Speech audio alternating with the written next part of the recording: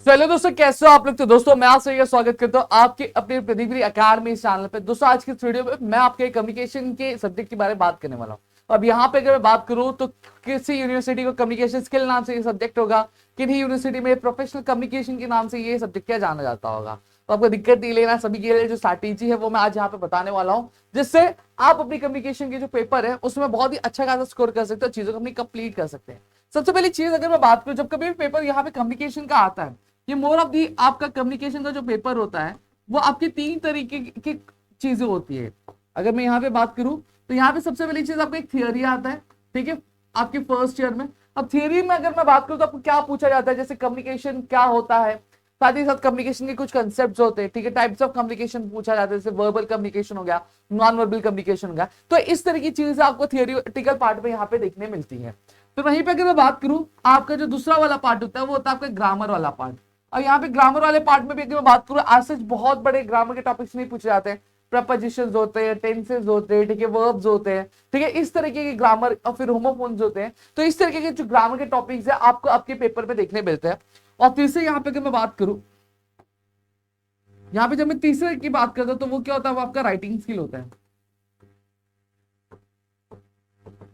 ठीक है, वो क्या होता है आपका राइटिंग स्किल होता है। अब राइटिंग स्किल की अगर मैं बात करूं तो राइटिंग स्किल में आपको क्या लेटर राइटिंग आ जाता है, ठीक है, ईमेल राइटिंग के लिए भी चीजें पूछी जाती है। तो इन तीनों ही कैटेगरी की चीजों को किस तरीके से कवर करना है, इन चीजों के बारे में मैं बात करने वाला हूं। सबसे पहली चीज अगर मैं बात करूं आपके थियरी की, थियरी में अगर मैं बात करूं, आज सच कम्युनिकेशन की जो थियरी होती है वो इतनी डिफिकल्ट नहीं होती, बहुत ही सिंपल होती है, ठीक है। अगर आप कंसेप्ट समझ में आ जाता, आपको चीजें कवर हो जाती है तो आप आराम से उसको कर सकते हैं। अब यहां पे ध्यान देना, अब थियरी के जो क्वेश्चंस भी होते हैं वो किस तरीके से बनते हैं वो भी मैं आपको यहाँ पे क्लियर कर देना चाहता हूं।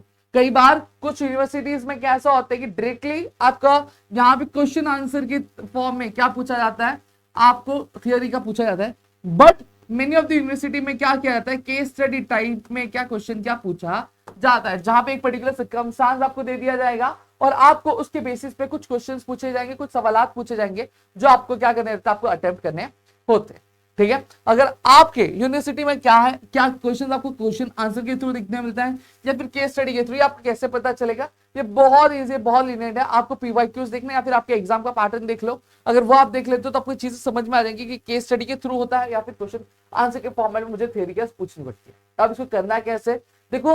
अब चीजें अगर मैं बात करूं, अब आपकी एनईपी वाली सिलेबस आ चुकी है। अब एनईपी में क्या है, मोर ऑफ दी लर्निंग वाले पार्ट से ज्यादा फोकस किया जाता है कि बच्चों को कितना समझ रहा है, उस पर ज्यादा फोकस किया जाए। तो यहां पे मैं कहूंगा कि आप ये थियोरी को रट्टा मारने से ज्यादा बेटरली आप क्या करो, आप उस कंसेप्ट को समझो, कंसेप्ट में क्या दिया है, किस तरह की चीजें हैं, क्या कंटेंट है, तो उनको आप समझ लोगे तो आपको केस स्टडी बहुत अच्छी तरीके से समझने रहेगा। फिर उसके बाद सिर्फ यही चीज नहीं, कंसेप्ट समझने से नहीं होगा, कुछ आपको कोई स्टडीज क्या करनी पड़ेंगी, आपको आज एंड प्रैक्टिस करनी भी पड़ेगी।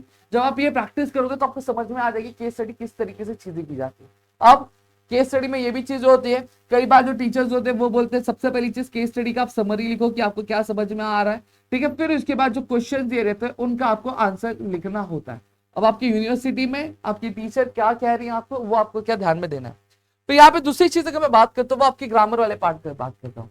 तो ग्रामर की बात अगर मैं करूँ, ये मोर ऑफ द मैथ्स की तरह ही होता है। जैसे मैथ्स में हमें क्या चाहिए रहता है, अगर कोई भी पार्ट हमें कवर करना है तो we need to focus on practice. Same तरीके से आपको यहाँ पे भी कंसेप्ट समझने पड़ेंगे, कंसेप्ट समझने के बाद आपको यहाँ पे प्रैक्टिस करनी पड़ेगी। जब तक आप प्रैक्टिस नहीं करोगे तब तक चीजें नहीं आ जाएगी। लेकिन सबसे पहली चीज यहाँ पे ध्यान दो, ये जब कभी भी कोई भी टॉपिक है, ठीक है, कोई भी टॉपिक है, अब एक टॉपिक दे दिया, अब ये टॉपिक जो होती है वो बहुत अलग अलग है, तो आपको ये ध्यान देना है कि इस पर्टिकुलर टॉपिक से मुझे किस तरह की क्वेश्चन मेरे एग्जामिनेशन में पूछा जाता है, कि मुझे फिलिंग द ब्लैंक जैसा क्वेश्चन पूछ लिया जाएगा, ठीक है, जैसे टेंसेस का देख लेते हैं, क्या मुझे फिलिंग द ब्लैंक जैसा क्वेश्चन पूछा जाएगा, या मुझे आइडेंटिफाई के लिए पूछा जाता है क्वेश्चन, या फिर मुझे आपका कन्वर्जन टाइप पूछा जाएगा, मुझे किस तरह का क्वेश्चन पूछा जाएगा, ये चीज हमें क्या यहाँ पे समझनी होती है। जब मैं ये चीज समझ लेता हूँ, ये चीज को मैं कवर कर लेता हूँ, तो आराम से मैं क्या कर सकता हूँ, ग्रामर के पार्ट को कर सकता हूँ।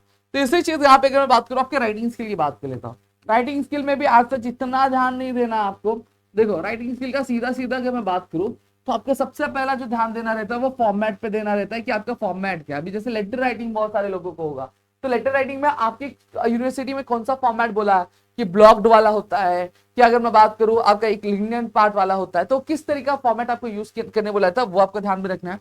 दूसरी चीज अगर मैं बात करूं यहाँ पे जब कभी भी आप कंटेंट लिखोगे, मेरी बहुत अच्छी स्ट्रैटेजी होती है, वो ये होता है, सबसे पहली चीज 3 पार्ट में डिवाइड कर दो, एक होता है इंट्रो, एक होता है बॉडी और एक होता है कंक्लूजन। इस 3 पार्ट में आपको क्या करना चाहिए, आपका हमेशा जो भी राइटिंग स्किल आप अटेंड कर रहे हो उसको डिवाइड कर दो। सबसे पहली चीज, अब इंट्रो जब दे रहे हो तो आप क्या टॉपिक पे लिख रहे हो उस टॉपिक को इंट्रोड्यूस करने की कोशिश करो।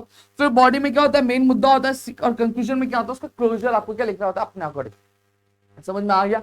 और ये सारी चीजें जब आपकी कवर हो जाती है, कवर होने के बाद फिर आपको क्या करना है, आपको एक पेपर प्रैक्टिस भी कर लेनी चाहिए। मेरा सजेशन होता है पेपर प्रैक्टिस भी आप कर लो, क्योंकि जब आप पेपर प्रैक्टिस कर लेते हो तो वहां पे आपको थोड़ा सा अपने अंदर कॉन्फिडेंस देखने मिल जाता है, थोड़ी सी चीज आपकी बहुत अच्छी होने लगती है। समझ में आ गया। तो यहाँ पे मैंने आपको पूरी की पूरी चीजें आपको एक्सप्लेन कर दी, होप्स आपको पूरी चीजें क्लियर होगी। Still if you have any doubt please do let me in the comment section. Video अच्छी लगी प्लीज वीडियो को लाइक करिए, चैनल सब्सक्राइब नहीं किया तो चैनल सब्सक्राइब करो, अपने दोस्तों शेयर करो, ताकि ऐसे और कई सारे वीडियोस आपके लेकर आ सके। मिलते हैं अगली वीडियो में। जय हिंद दोस्तों।